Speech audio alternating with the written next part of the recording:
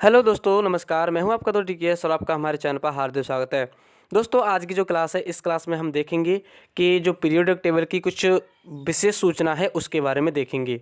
दोस्तों, आज की जो क्लास है, इसी क्लास में हम जो आवर्त सारणी से कुछ जुड़े हुए महत्वपूर्ण पॉइंट हैं उनको डिस्कस करेंगे, जो बहुत बार कॉम्पिटिटिव एग्जाम या कहें तो बोर्ड एग्जाम में पूछे गए हैं। चलिए दोस्तों, क्लास को शुरू करते हैं। बहुत ही अच्छे तरीके से उन जो महत्वपूर्ण पॉइंट हैं उनको डिस्कस करते हैं। जैसा कि आप जानते हैं कि जो आवर्त सारणी होती है उसमें कुल ज्ञात तत्वों की संख्या 118 है। जैसा कि आप कुछ देख पा रहे होंगे, यहाँ पर आप यहाँ पर आपको मैं दिखाने की कोशिश कर रहा हूँ कि कुल जो ज्ञात तत्वों की संख्या है कितनी है। 118 एलिमेंट अब तक कुल ज्ञात तत्व हैं, जिनमें से प्रकृति में पाए जाने वाले तत्व जो हैं 94 हैं। कुछ वीडियो में दोस्तों मैंने प्रीवियस वीडियो जो पढ़ाया है आपको, उसमें मैंने आपको 98 भी लिखाया है। तो यदि आपको 94 ऑप्शन नहीं मिलता है तो वहाँ 98 सिलेक्ट करेंगे। और कुछ NCERT साइंस ही कहती हैं कि 94 जो है एलिमेंट प्रकृति में प्राप्त तत्व हैं, यानी जो प्रकृति में जो प्राप्त तत्वों की संख्या कितनी है, 94 है। उसी प्रकार हम जानेंगे कि कृत्रिम तत्वों की जो कृत्रिम तत्व हैं उनकी संख्या कितनी है, तो वह है 24, यानी कि कुल मिलाकर के कितना होता है, 118। इस प्रकार से कुल 118 तत्व प्रकृति में कुल 118 तत्व पाए जाते हैं, जिसमें से 24 अप्राकृतिक हैं और कुछ तत्व जो हैं 94 जो हैं प्राकृतिक हैं, यानी प्रकृति में पाए जाते हैं। अब हम बात करते हैं कितने तत्व जो हैं धातु के रूप में पाए जाते हैं, कितने तत्व अधातु के रूप में पाए जाते हैं और कितने उपधातुओं की रूप में पाए जाते हैं। यहाँ पर आप देख पाएंगे कि यहाँ पर लिखा है कि धातुओं की संख्या जो है 91 है, यानी कि जो 118 तत्व जो अभी तक ज्ञात तत्वों की संख्या है उसी में 91 एलिमेंट जो हैं धातुएं होती हैं, यानी मेटल्स कितनी है, 91। अधातु की बात करें तो वह है 20, यानी कि जो अधातुओं की संख्या है कितनी है, 2020। यहाँ पर आप देख पाएंगे उपधातुओं की संख्या है केवल 7 है। और कौन कौन सी उपधातुएं हैं उनके बारे में मैं थोड़ा सा आपके लिए दिखाने की कोशिश करूँगा। और चलिए दोस्तों, उस पर चलते हैं। और सबसे पहले इस जो फैक्ट इसमें लिखे गए हैं आप उनको अच्छे तरीके से याद करेंगे, समझेंगे और इनकी जो संख्या है उनको अच्छे तरीके से याद रखेंगे। उपधातुओं की संख्या कितनी है, 7 है। उपधातुओं की संख्या कितनी है, 7 है। अधातु की संख्या 20 है, जबकि धातुओं की संख्या 91 है। यदि इन तीनों को ही ऐड कर लेते हैं, इनको काउंट किया जाता है तो 118 कुल ज्ञात तत्वों की संख्या प्राप्त होती है। चलिए दोस्तों, अब हम बात करते हैं कि जो उपधातुओं की संख्या है वह कौन सी 7 उपधातुएं होती हैं। उसके पश्चात हम धातुएं और अधातुएं दोनों को ही देखेंगे आवर्त सारणी में। चलिए अब हम समझते हैं दोस्तों कि उपधातुओं की जो संख्या है 7, वह उपधातुएं कौन कौन सी हैं। यहाँ पर आप देख पाएंगे कि सबसे पहला जो उपधातु होती है वह होती है बोरोन, जिसका जो परमाणु क्रमांक होता है वह होता है 5। इस प्रकार आप इसको याद रखेंगे। और इसके बाद जो आता है SI, यानी कि सिलिकॉन, इसका जो परमाणु क्रमांक होता है 14, इसको भी आप याद रखेंगे। दूसरा उपधातु कौन सा है, सिलिकॉन। इसके बाद आता है जर्मेनियम, यानी कि GE, जिसको आप जो परमाणु क्रमांक देखेंगे तो उसका कितना होता है, 32 इसका परमाणु क्रमांक होता है। इसके बाद आते हैं दोस्तों हम आर्सेनिक, यानी कि AS पर, जिसका जो परमाणु क्रमांक है, एटॉमिक मास है दोस्तों, एटॉमिक जो नंबर है वह परमाणु संख्या कितनी है, 33 होती है। कितनी होती है, 33। अब हम बात करते हैं SB, यानी कि एंटीमनी के बारे में। एंटीमनी की जो दोस्तों, एंटीमनी भी एक उपधातु है और यह बहुत ही इंपॉर्टेंट उपधातु है। इसको आप याद रखेंगे। और इसकी परमाणु क्रमांक कितना होता है, इसकी परमाणु संख्या कितनी होती है, उसके बारे में बात करें तो वह होती है 51। इसका परमाणु क्रमांक दोस्तों कितना होता है, 51।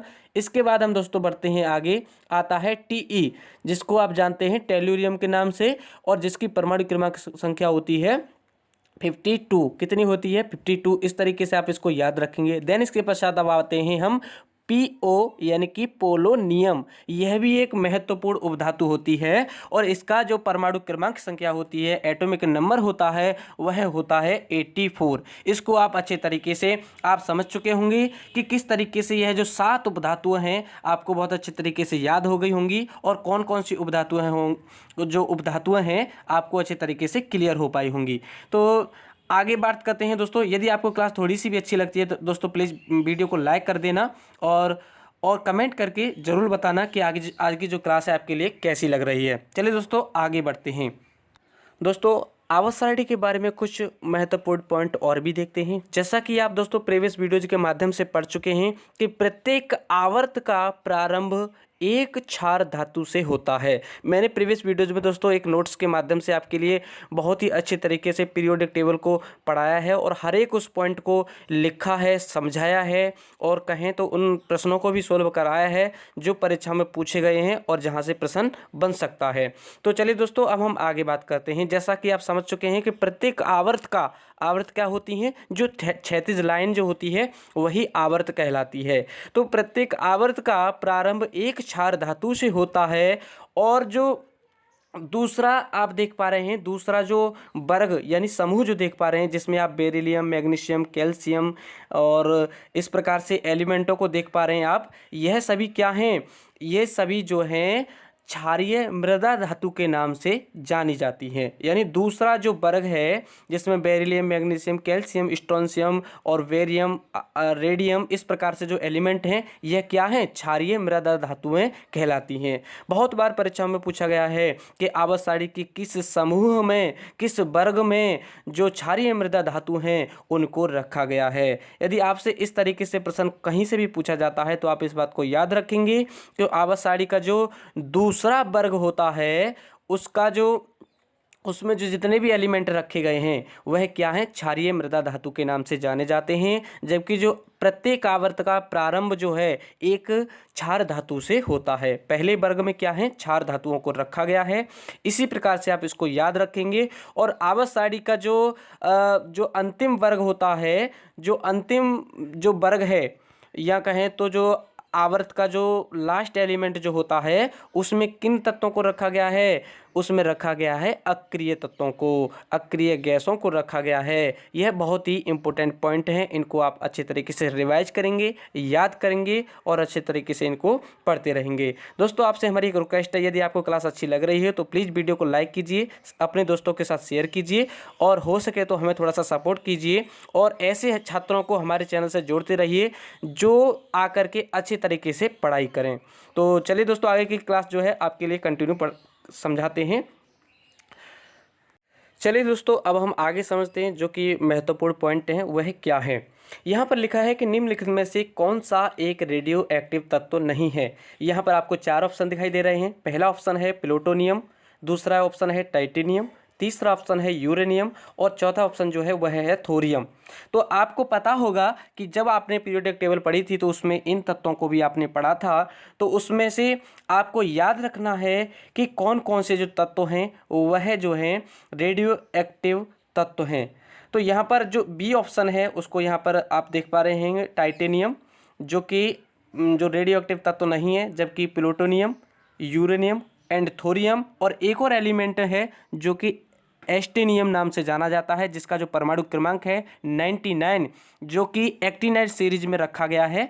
आप आवर्त सारणी की नीचे वाली जो एफ ब्लॉक है उसमें देख पाएंगे 99 परमाणु क्रमांक वाला तत्व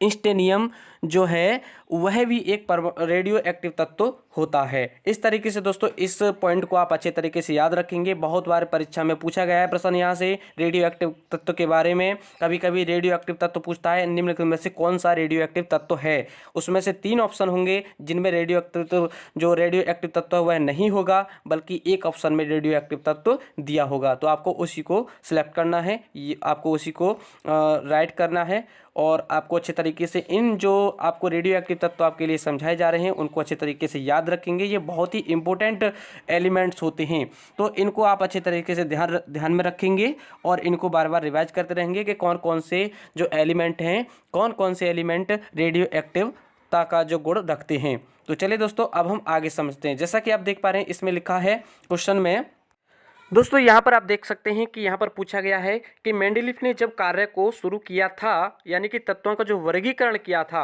उस समय पर तत्वों की जो कितनी संख्या थी, यानी तत्वों को जाना जाता था, कितने तत्व थे। तो आपको पता है कि जैसे ही मेंडेलीफ ने तत्वों के वर्गीकरण के संबंध में कुछ अध्ययन प्रारंभ किया था, उस समय पर जो तत्वों की ज्ञात संख्या थी कितनी थी, 63 थी, यानी 63 तत्व उस समय पर उपस्थित थे। उन्होंने 63 तत्वों पर ही अपना अध्ययन किया था। और उससे पहले दोस्तों कौन आए थे, न्यूलैंड्स न्यूलैंड्स के बारे में भी मैंने आपके लिए बहुत अच्छे तरीके से समझाया।